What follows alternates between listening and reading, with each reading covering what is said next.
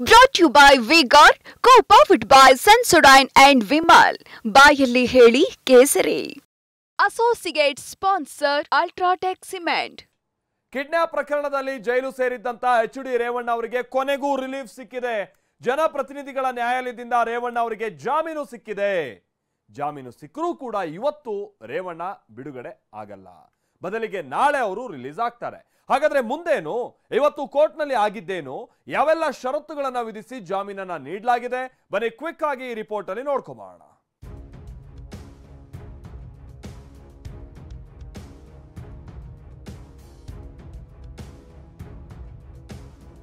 ರೇವಣ್ಣ ಅವರು ಯಾವುದೇ ತಪ್ಪು ಎಸಗಿಲ್ಲ.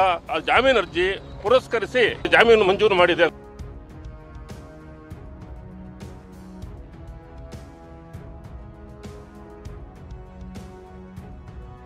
ಏನು ರೇವಣ್ಣವ್ರ ಮೇಲೆ ಹಾಕಿದ್ದು ಸುಳ್ಳು ಕೇಸು ಅಂತೇಳಿ ಮನದಟ್ಟಾದ್ಮೇಲೆ ಇವತ್ತು ಬೇಲನ್ನ ಇವತ್ತು ಅವ್ರಿಗೆ ಗ್ರಾಂಟ್ ಮಾಡಿದ್ದಾರೆ.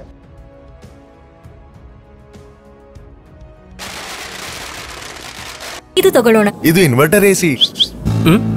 ನೀವು ಗ್ಯಾಮ್ಲರ್ ಅಲ್ವಾ? ಗ್ಯಾಮ್ಲರ್ ಜೂಜಾಡ್ತಿರಲ್ವಾ? ನೀವು ಜೂಜಾಡ್ತೀರಾ? ಇಲ್ಲ, ಯಾರು ಏನು ಹೇಳಿದ್ರು ಅಂತ ನೀನು ಎಷ್ಟು ಕಾಸ್ಟ್ಲಿ ಹಾಗೂ ಡೆಲಿಕೇಟ್ ಎಸಿ ತಗೊಂಡು ಸ್ಟೆಬಿಲೈಸರ್ ತಗೊಳ್ಳಿಲ್ಲ ಅಂದ್ರೆ ಇದು ಜೂಜಾಟ ತಾನೇ. ಒಂದೇ ಫ್ಲಕ್ಚುಯೇಷನ್ ಗೆ ನಿಮ್ಮ ಇನ್ವರ್ಟರ್ ಎಸಿಯ ಪಾರ್ಟ್ಸ್ ಡ್ಯಾಮೇಜ್ ಆಗಬಹುದು. ಅದನ್ನು ವಿ-ಗಾರ್ಡ್ ಉಪಯೋಗಿಸಿ ಸುರಕ್ಷಿತವಾಗಿರಿಸಿ. V Guard, India's number 1 stabiliser. ನಿದ್ದೆ ಮಾಯವಾಗಿತ್ತು, ಊಟ ಸೇರದಾಗಿತ್ತು, ಕ್ಷಣ ಕ್ಷಣಕ್ಕೂ ಆತಂಕ ಹೆಚ್ಚಾಗಿತ್ತು. ಇನ್ನೆಷ್ಟು ದಿನ ಈ ಸೆರೆವಾಸ ಅಂತ ಕಳೆದ 5 ದಿನದಿಂದ ಪರಪ್ಪನ ಅಗ್ರಹಾರ ಜೈಲಲ್ಲಿ ಚಿಂತಾಕ್ರಾಂತವಾಗಿದ್ದ ಮಾಜಿ ಸಚಿವ ಎಚ್.ಡಿ. ರೇವಣ್ಣಗೆ ಕೊನೆಗೂ ರಿಲೀಫ್ ಸಿಕ್ಕಿದೆ. ಜೈಲಿಂದ ಬಿಡುಗಡೆ ಭಾಗ್ಯ ದೊರೆತಿದೆ.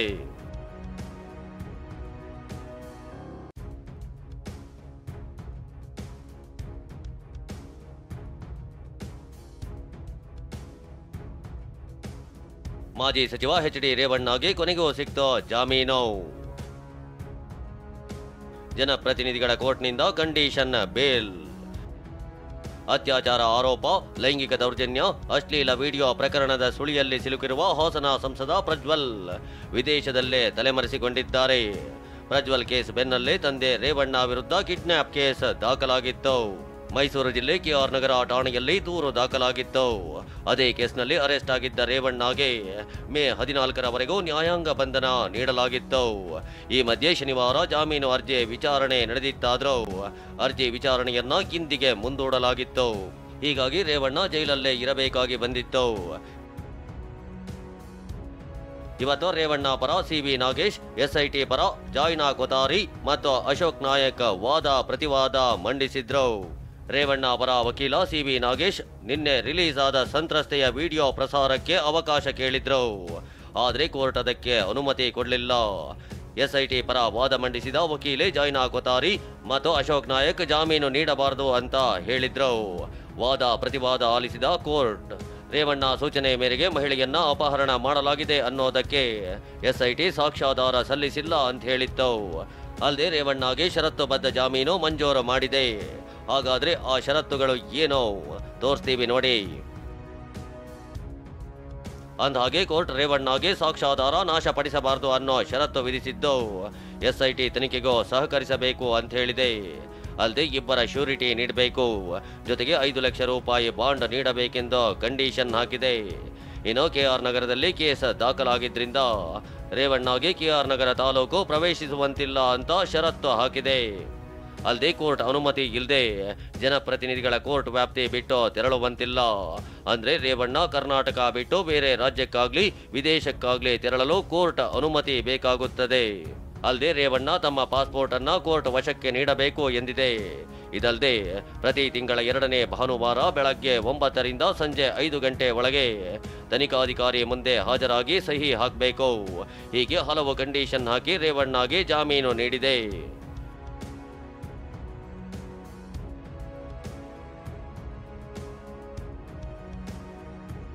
ಮೊನ್ನೆ ರೇವಣ್ಣ ಅವರಿಗೆ ಇವತ್ತು ಷರತ್ತುಬದ್ಧವಾದಂಥ ಜಾಮೀನನ್ನು ಗೌರವಾನ್ವಿತ ನ್ಯಾಯಾಲಯ ನೀಡಿದೆ.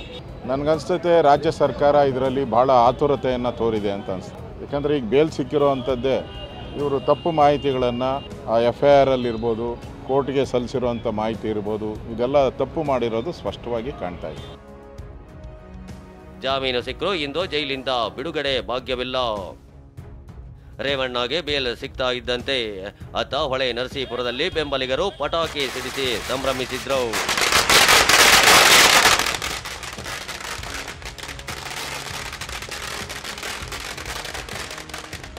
ಇನ್ನು ರೇವಣ್ಣಗೆ ಸಂಜೆ ಬಳಿಕ ಜಾಮೀನು ಮಂಜೂರಾಗಿರೋದ್ರಿಂದ ಇವತ್ತು ಬಿಡುಗಡೆ ಭಾಗ್ಯ ಸಿಗಲಿಲ್ಲ.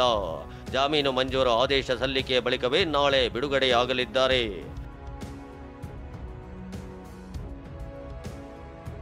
ಹತ್ತು ನಿಮಿಷ ಕಣ್ಣೀರು ಹಾಕಿದ ಎಚ್ ಡಿ ರೇವಣ್ಣ.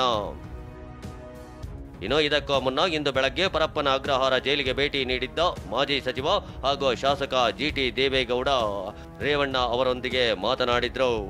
ಈ ವೇಳೆ ತಪ್ಪು ಮಾಡದಿರುವ ವಿಚಾರಕ್ಕೆ ನನ್ನನ್ನು ಸಿಲುಕಿಸಿದ್ರು ಅಂತ ರೇವಣ್ಣ ಕಣ್ಣೀರು ಹಾಕಿದ್ರಂತೆ. ನಾನು ತಪ್ಪು ಮಾಡಿದ್ರೆ ನನಗೆ ಶಿಕ್ಷೆ ಆಗಲಿ, ನಾನೇನು ತಪ್ಪು ಮಾಡಿದೆ ನನಗೆ ಈ ಶಿಕ್ಷೆ ಕೊಟ್ಟರಲ್ಲ ಅಂತ ಸ್ವಲ್ಪ ಕಣ್ಣೀರು ಹಾಕಿದ್ರು. ಒಂದು 10 ನಿಮಿಷ, ಒಂದು 5 ನಿಮಿಷ. ಕಿಡ್ನ್ಯಾಪ್ ಕೇಸ್ ಮೂವರು ಆರೋಪಿಗಳು ಜೈಲಿಗೆ.